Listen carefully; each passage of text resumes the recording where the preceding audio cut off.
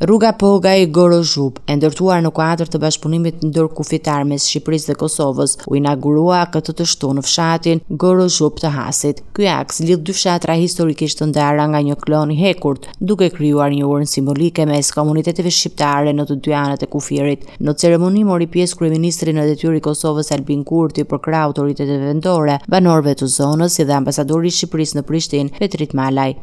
Inaugurimin, përurimin e kësaj rruge të rëndësishme për banorët e kësaj zone, por edhe do thosha për turizmin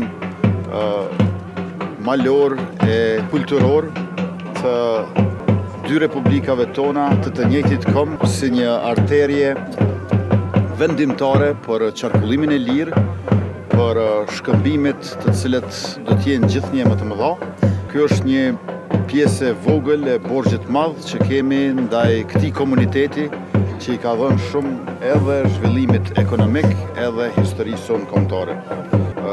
Pas përfundimit të rrugës Kërstec-Pakisht-Zapot, e cila ishte me vlerë prej 2.6 milion euro, kjo rrugë që inauguruam sot, Gorozhub-Pogaj, është në vlerë prej afër 1 milion euro dhe me gjatësi prej 3.7 kilometra. I lidh këto fshatrat Gorozhub dhe Pogaj që historikisht kanë qenë një dhe të cilët i bashkojnë familja, tradita dhe jeta e përditshme.